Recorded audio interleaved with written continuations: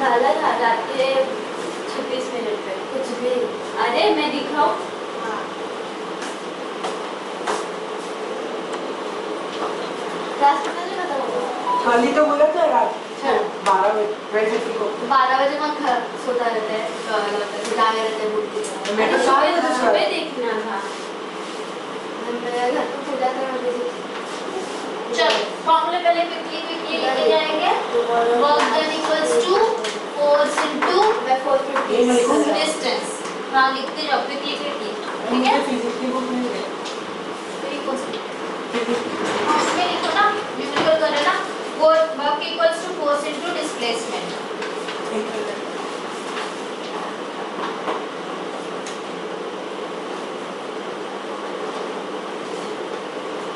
Gravitational potential distance या displacement दोनों में चलेगा। एक्चुअली डिस्प्लेसमेंट आप लोगों को अभी तक कांसेप्ट पढ़ाया नहीं है एक स्टैंडर्ड में, इसके लिए मैं डिस्टेंस बोल रही हूँ। नॉर्मली डिस्प्लेसमेंट होता है, ठीक है? Potential energy U is equals to mgh।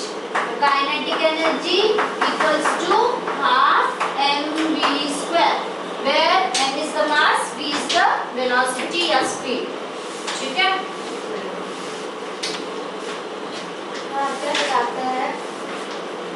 Adapter है नहीं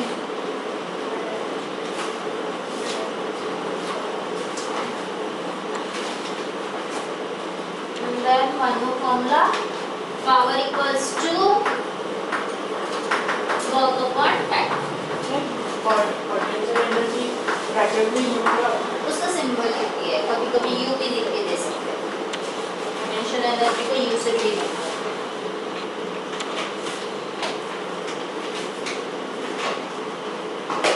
अगर कभी भी क्वेश्चन में पूछा गया increase in kinetic energy, increase in kinetic energy पूछा है तो आप फाइंड करोगे हाफ m। v अगर आपका फाइनल वेलोसिटी है तो फिर फाइनल वेलोसिटी मतलब वेलोसिटी आपका समझा है, ठीक है?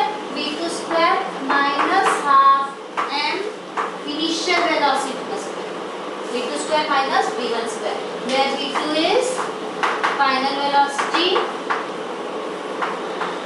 या speed and v1 is initial velocity।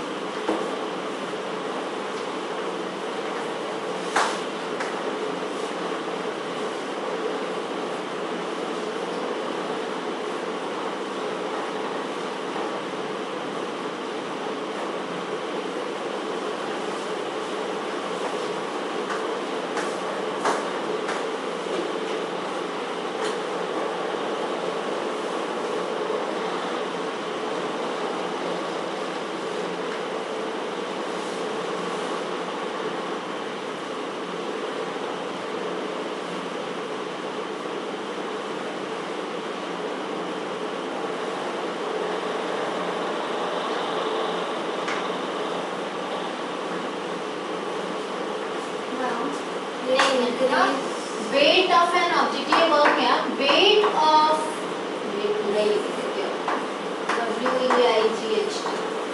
Weight of a body is equals to mass into acceleration due to gravity g, ठीक है? ये भी इसके साथ ही लिस्ट में लिखते जाओगे एक बार फॉर्मूला, ठीक है? g का वैल्यू क्वेश्चन में मोस्टली दिया रहेगा, either it will be 9.8 और it will be 10।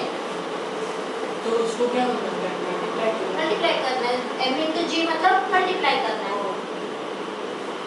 हाँ तो रीजन काइनेटिक एनर्जी में समझ में, मतलब एक बॉल को हमने रिलीज किया या थ्रो किया तो उसका स्पीड इंक्रीज होता है ना, रिलीज होता है थ्रो करने में, तो इंक्रीज इन काइनेटिक एनर्जी मतलब अभी दो टाइम के बीच में बताएंगे कि एक टाइम तो उसका वेलोसिटी इनिशियली इतना था और थोड़े टाइम के बाद उसका स्पीड इतना है, तो काइनेटिक एनर्जी में कितना इंक्रीज हो गया। तो वो फाइंड करने के लिए आप ये फॉर्मूला यूज करो।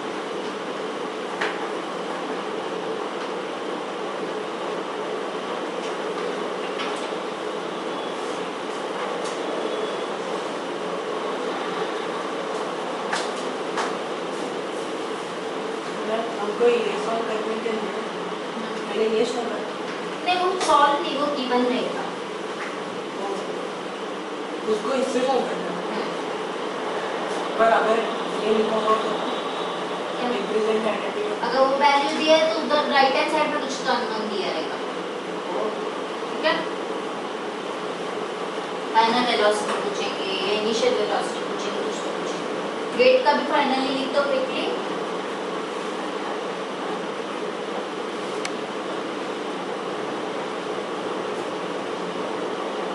अपने वेट का फॉर्मूला लिखो आपको फर्स्ट, वो भी लिखो। Now first question of your text book answer question.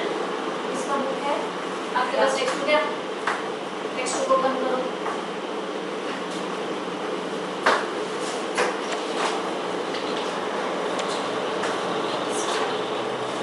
ऐसे लिखो weight of body equals to m into g। हाँ m into g। अब न्यूमेरिकल्स में क्वेश्चन नंबर 2 से स्टार्ट कर। क्वेश्चन नंबर 2 टेक्स्ट बुक अपने पास लो, मेरे को आंसर बताते जाओ क्या क्या लिखा है। What is given? Force of 30 Newton, force दिया है 30 न्यूटन। पूरा क्वेश्चन नंबर 2 में वही है क्या? इसका क्वेश्चन नंबर 2 है। ये man man lifts a mass of 20 kg, mass ठीक दिया है। है मास ऑफ ऑब्जेक्ट और हाइट दिया है 2.5 metre.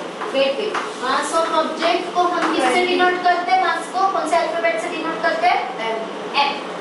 m is equals to 20 kg. What else is given? Height h equals to 2.5 metre. Okay, height h लो या d ले लो, क्योंकि हम लोग के फॉर्मूला में हम लोग डिस्टेंस कंसीडर करते हैं ना। और फिर फोर्स दिया है how much is given height?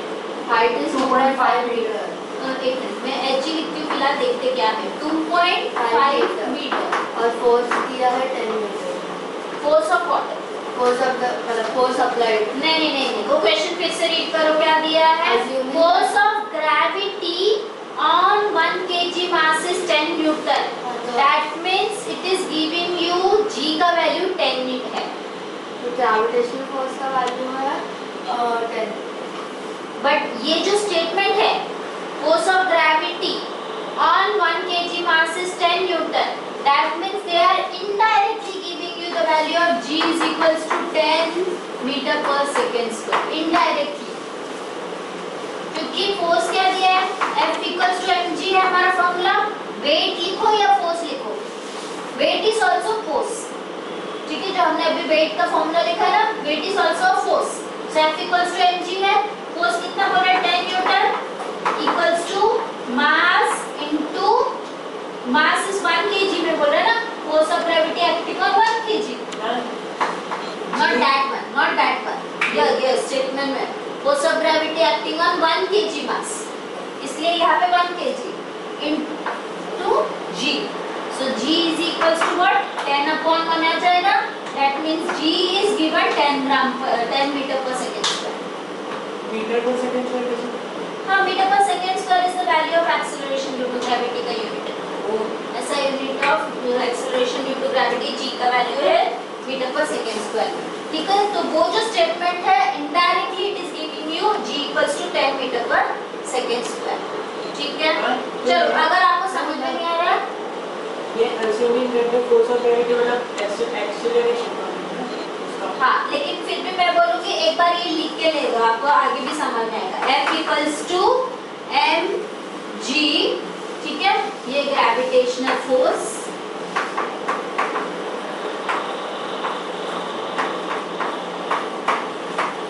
On 1 kg mass, F equals to mg, so that is 10 equals to 1 into g, so g equals to 10 metre पर सेकेंड स्क्वायर। ये आपने इसमें से डिराइव कर दिया 10 का g का वैल्यू।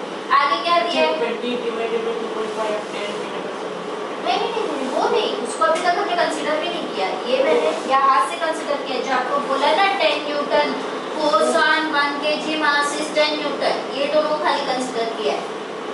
1 kg मास 10 न्यूटन, ठीक है। आगे क्या दिया है कुछ बताओ। Find the work done by the man, ठीक है। वर्क डन का फॉर्मूला क्या बताओ।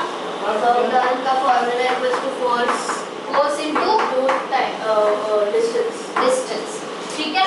तो यहाँ पे फोर्स चाहिए, फोर्स ये, लेकिन ये वाला फोर्स नहीं आएगा, 10 न्यूटन फोर्स नहीं आएगा। वो सिर्फ दिया था जी फाइंड करने के लिए।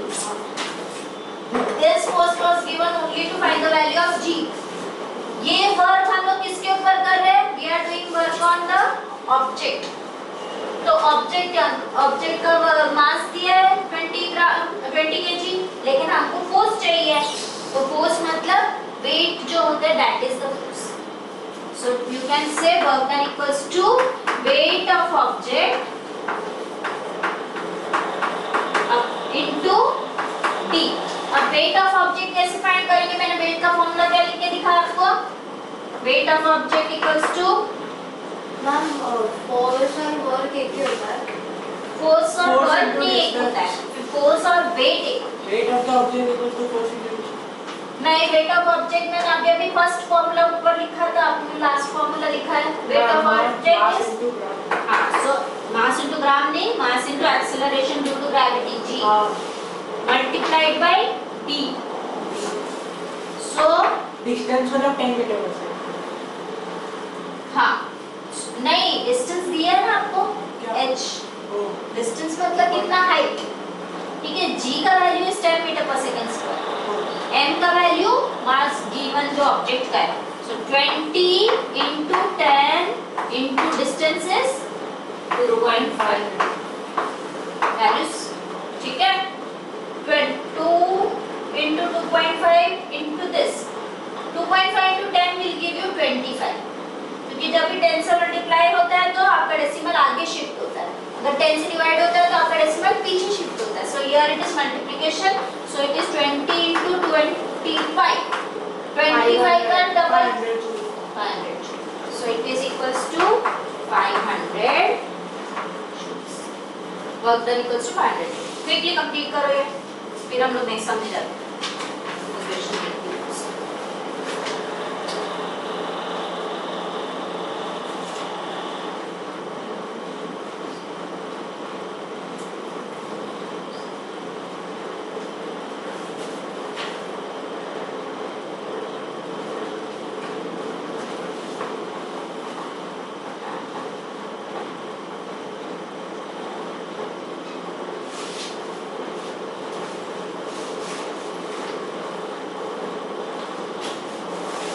मैम वो जो ऑब्जेक्ट दिया है वो केजी को हमने कन्वर्ट किया, क्या 20 केजी दिया, केजी में ही रखा है, ये हाथ रखा ना 20, तो 2 केजी घटा दिया। नहीं वो है 20 kg। वो अभी जब सॉल्व करते हैं तो हमको यूनिट उसके अंदर वापस यहाँ तो जी क्या है, ग्रेविटी ना। Acceleration due to gravity, g is acceleration due to gravity. Current acceleration का A double C E L E R A T I O N, acceleration due to gravity. अच्छा, लास्ट क्लास में मैं आपको बताया, हम लोग zeta बता रहे थे ना हम लोग इसको, this is not zeta, zeta ma'am मैंने ऐसा कुछ अलग ही साइन है। दिस मैंने इज, आपको आंसर दे दिया था, मैंने नॉट बोला, दिस इज साइन। मैंने इसको जीटा बोला। हाँ, वो मैंने ये वाला और ये वाला ऑलमोस्ट समवॉट अगर आप देखोगे तो सिमिलर ही दिखता है। दिस इज जीटा, लाइक थोड़ा ऐसा अलग ही है, and this is sine, x sine. ये होता है ना जीटा, नहीं, दैट इज पाई, ये चल, मैंने तो बोला ये जीटा होता है। नहीं दैट इज पाई, अरे वो पक्का मत मालूम पाई, क्योंकि वो जो टेक्स्ट बुक में लिखा हुआ है। जीटा हमने बोला था। नहीं, आपके टेक्स्ट बुक में लिखा कौन पढ़ाते हैं देखो। श्रुति ना, मैं उनको वही टेक्स्ट बुक में लिख के दिया हुआ है, पाई का साइन भी दिया है और ब्रैकेट में PHI लिखा भी है, ठीक है। मैथ्स में पढ़ा है। ये खाली था मिस्टेक जो मैं आपको क्लियर कर रही हूँ, ठीक है। हो गया ये, हाँ मैम, इधर उधर ही। जल्दी जल्दी कंप्लीट करो। आपको जल्दी भी जाना है तो फिर जल्दी कंप्लीट करोगे तो जल्दी आएगा।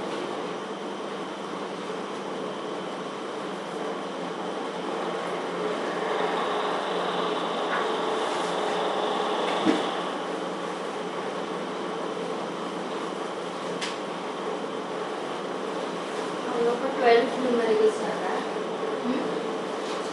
फिर डाल सकते हैं ना। देखते हो अगर टाइप से करा के लेते हो, पहले मैं एकदम सीक्वेंस में नहीं जाएंगे, रैंडमली करने वाले क्या न्यूमेरिकल्स।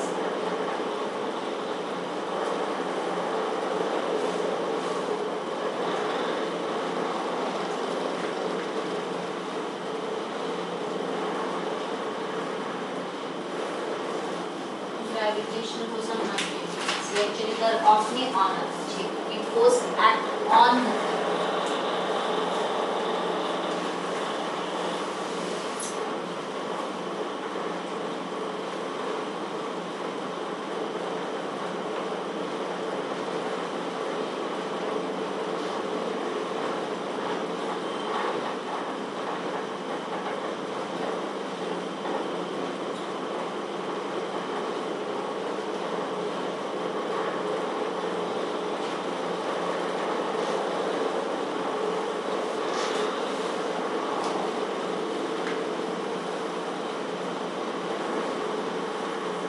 आप लोग कंफ्यूज हो जाओगे कि ये मैंने 2 बार क्यों लिखा है, इस चीज को मैंने यहाँ पे आपको डिराइव करके लिखा है, ठीक है, क्योंकि क्वेश्चन में डायरेक्ट नहीं दिया था, इसलिए इसी चीज को डिराइव करके।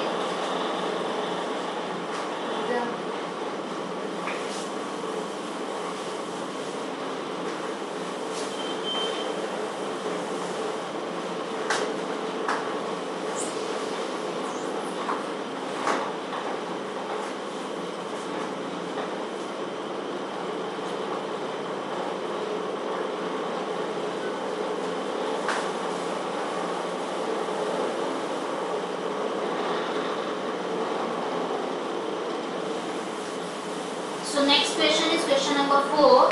Question says 2 bodies of same masses. ठीक है? So mass of 2 body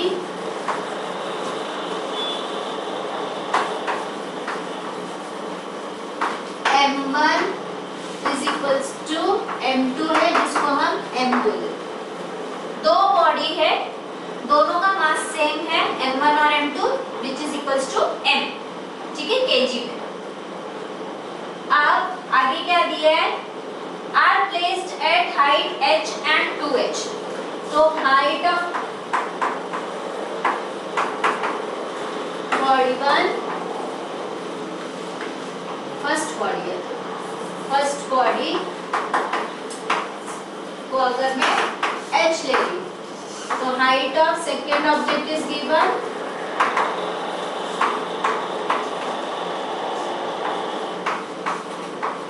equals to twice h। या अगर मैंने h1 को h लिया है, h2 को ट्वाइस h लिया, ठीक है। अब हमारा फॉर्मूला क्या है, compare the gravitational potential energy. Gravitational potential energy का फॉर्मूला क्या है बताओ, मैंने लिख के दिया पोटेंशियल एनर्जी का formula. Potential energy equals to mgh। तो अगर यहाँ पे 2 है तो हमको कंपेयर करने बोला, मीन्स हमको रेशियो फाइंड करना, तो दोनों को डिवाइड करने बोला। सो m1 g h1, g का वैल्यू चेंज नहीं होगा, g पूरे अर्थ में g का वैल्यू अप्रोक्सीमेटली सेम। अप्रोक्सीमेटली हम लोग बोलते हैं क्योंकि पोल रीजन में थोड़ा पॉइंट में इधर उधर हो जाता है, इक्वेटर एंड पोल्स में अलग अलग थोड़े थोड़े वैल्यू आ जाते हैं, इसलिए अप्रोक्सीमेटली सेम होते हैं। इनका रेशियो फाइंड करना है, m2g(h2) इज इक्वल्स टू क्या आ जाएगा, आपको ये रेशियो फाइंड करना है। तो m1 का वैल्यू हमको पता है m ही है, h1 का वैल्यू क्या है h, g तो कैंसिल हो जाएगा, अपॉन m2 का वैल्यू m है, h2 का वैल्यू twice h, है ना। So m cancel, this will give you h भी cancel, बचा क्या 1/2। तो यहाँ पे लेफ्ट हैंड साइड लिख देना पोटेंशियल एनर्जी ऑफ बॉडी 1 या फर्स्ट बॉडी अपॉन पोटेंशियल और energy of second body is equals to this equals to वहाँ पे दिया है कि M1G(H1) ही फाइंड करना है M2 पोटेंशियल एनर्जी का रेशियो फाइंड करना बोला है। तो पोटेंशियल ये एनर्जी हमारा mgh है, तो पोटेंशियल एनर्जी का रेशियो मतलब potential energy of first body upon second body. First body के लिए हमारा m की जगह पे m1 आ जाएगा, h की जगह पे h1 आ जाएगा, g सेम रहेगा हमेशा। और potential energy of second body के लिए m की जगह पे m2, h की जगह पे h2, g will be same g है तो दोनों कैंसिल हो जाएंगे। m1 की जगह पे we will put n, m2 की जगह पे भी m, क्योंकि दोनों के मास सेम दिए हुए।